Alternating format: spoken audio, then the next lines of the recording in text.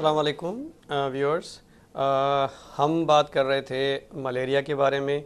मैं अपने व्यूअर्स के लिए और जो रेडियो लिसनर्स हैं उसके लिए दोबारा अपना नंबर रिपीट कर देता हूं कि वो हमसे कॉल करें और मलेरिया के बारे में जो उनके सवालात हैं वो पूछें और अपनी आगाही लें। हमारे कॉन्टेक्ट नंबर्स हैं 021-353-05778 और दूसरा नंबर है 021-353-05779। जैसा कि मैंने मलेरिया के बारे में आपको बताया, मलेरिया इस वक्त 2011 की जो वर्ल्ड हेल्थ ऑर्गेनाइजेशन की रिपोर्ट है उसमें अराउंड 216 मिलियन केसेस जो हैं वो मलेरिया के पाए गए हैं 2011 में। 216 मिलियन। और इस वक्त भी हर 30 सेकेंड से 1 मिनट में एक बच्चा वर्ल्ड वाइड उसकी डेथ हो रही है ड्यू टू मलेरिया।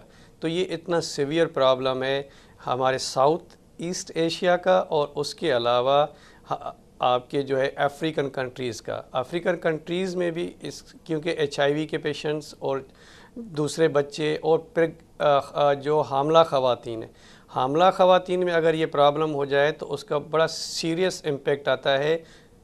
एक कॉल है और कॉल हम लेते हैं, उसके बाद दोबारा इस पे बात करते हैं। अस्सलाम वालेकुम। वालेकुम अस्सलाम। जनाब, ये आपने प्रिवेंटिव मेयर्स की बात की, तो ये तो कलेक्टिव हैं, एक आदमी नहीं कर सकता। और ये अभी जो गवर्नमेंट और म्यूनसिपल और कई एजेंसियां इन्वॉल्व हैं, तो आप बराए मेहरबानी वो मेडिसिन प्रिवेंटिव बता दें, ताकि एक आदमी वो तो कर सकता है, या नेटिंग या ये वो तो करेगा, या आउटडोर वाली बात तो वो करेगा। अगर मेडिसिन भी खाना चाहे 3-4 महीने ये सीजन, तो भी ये उसके लिए अच्छी अपॉर्चुनिटी है। देखें, बड़ी मेहरबानी, मैं आप इसका ऑन एयर जवाब देता हूँ। मेडिसन्स देखें मेरे भाई, बहुत सारी हैं और उसको मैंने जैसे अर्ज़ किया कि प्रोलॉन्ग लेने से उसके साइड इफ़ेक्ट्स भी हैं, टॉक्सिटी भी है।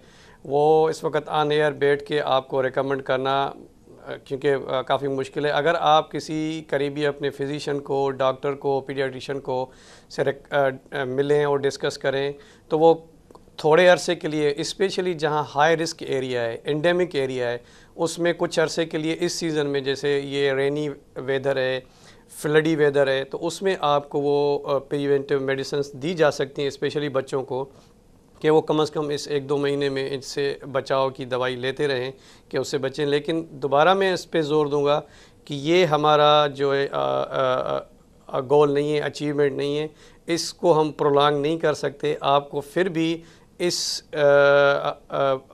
हालात में, इस एनवायरनमेंट में अपने आप की प्रिवेंटिव चीज़ों को घर में, घर के इर्द गिर्द और इन चीज़ों पे, जैसे मैंने कहा ना कि सिर्फ ये नहीं कि आपने पानी हटा दिया, वो भी है, घरों में स्प्रे भी है और इंसेक्टिसाइड लोशंस भी आते हैं, क्रीम्स आती हैं, वो आप कर सकते हैं। लेकिन दवाई के लिए मैं आपसे गुजारिश करूंगा कि आप अपने करीबी किसी भी जो आपके बच्चे के डॉक्टर हैं या फिजिशियन हैं उससे मिलें और उससे ये दवाई लिखवाएं जो आप ले सकते हैं। दूसरी चीज़ मैं जो अर्ज़ कर रहा था कि इस वक्त हमारे यहाँ दवाइयों की भी लिमिटेशंस हैं। आजकल जो न्यूअर मेडिसिन्स हैं, जैसे आर्टिमिथर, और वो कॉम्बिनेशन है, वो सिंगल दवाई नहीं है, अब तो मोनोथेरापी नहीं है, एक दवाई के नहीं 2 दवाइयों के साथ कॉम्बिनेशन है, उससे इसको ज़्यादातर दे रहे हैं जो बच्चे या बड़े आ रहे हैं इस अलामात के साथ, जिसमें आर्टिमिथर और ल्यूमेफेट्रीन है वो। और क्योंकि ज़्यादातर रेजिस्टेंस आ रहा है क्लोरोक्विन की तरफ से, तो ये इसका ओवर यूजेज ऑफ मेडिसिन्स की वजह से भी है और पैरासाइट्स की अपनी जो है वो जो स्पीशीज़ है उसकी चेंज होने की वजह से भी है। तो हमें इस पे बचाव की तरफ ज़्यादा जाना पड़ेगा। और हमने क्योंकि ये एक स्लोगन लिया है कि जी 2015 में हम ज़ीरो डेथ चाहते हैं ड्यू टू मलेरिया, जिसको अचीव करने के लिए, जैसे हम पोलियो के ख़िलाफ़ बात करते हैं, निमोनिया के ख़िलाफ़ बात करते हैं, लेकिन हमारे यहाँ क्योंकि वो चीज़ें ख़त्म नहीं, तो मलेरिया की भी चीज़ें मुझे कम से कम as a doctor, as a physician देखते हुए 2015 में नज़र नहीं आती हैं। और हम ये हो कि फॉर्चुनेटली ये वैक्सीन्स अगर ये प्रूव हो जाए और वैक्सीन आ जाए, कम से कम ये डेडली जो फेल्सिपेरम है जिसकी वजह से सेरेब्रल मलेरिया होता है, उससे भी आ जाए तो हमारी जो अमवात हैं वो कम हो सकती हैं। बाकी जो प्लाज्मोडियम वावेक्स है उसमें जैसे जब वो अगर मॉस्किटो बाइट करे तो 10-15 दिन के बाद आप में बुखार, जैसे हर दूसरे तीसरे दिन बुखार का आना, उल्टियों का आना, पेट में दर्द हो सकती है, खून कम, क्योंकि वो खून चूसता है, खून कम हो जाता है, बच्चा पीला होने पड़ता है, आपकी तिल्ली जो स्प्लीन है वो बढ़ना शुरू हो जाती है।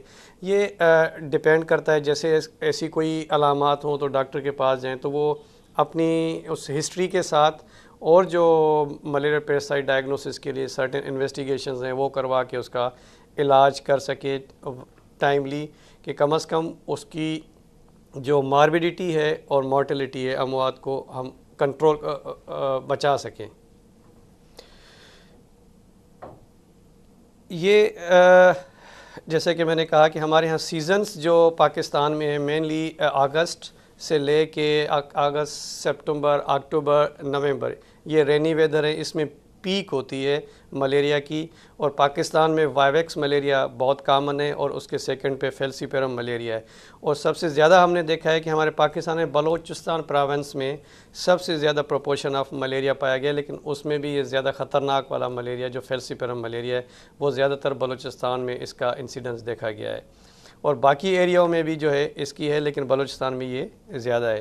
तो इसलिए WHO, पब्लिक हेल्थ और दूसरी जितनी भी ये पब्लिक हेल्थ सेक्टर्स हैं वो ये कोशिश कर रहे हैं कि इसको प्रिवेंट किया जाए, प्रिवेंट एंड कंट्रोल। और प्रिवेंशन और कंट्रोल का ये है कि जैसे एक कॉलर ने कहा कि ये म्यूनसिपल कॉरपोरेशंस हैं, पब्लिक हेल्थ सेक्टर्स हैं और गवर्नमेंट है, कि ये एक लार्जर स्केल पे कम्युनिटी लेवल पे अब और जो इनके पास स्टाफ है, जो इनके ये लीडर्स बैठे हुए हैं, वो वहाँ पे इस चीज़ को क्लीन करें, स्प्रे करवाएं और सफाई करवाएं।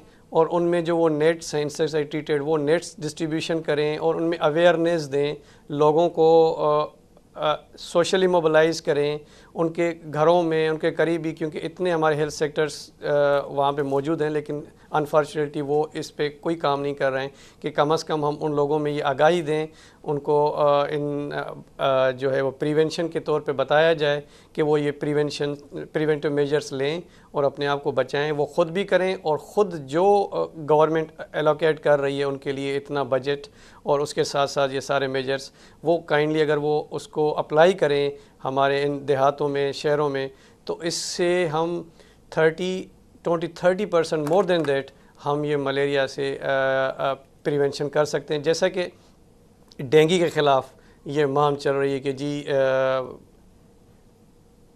ओके, अब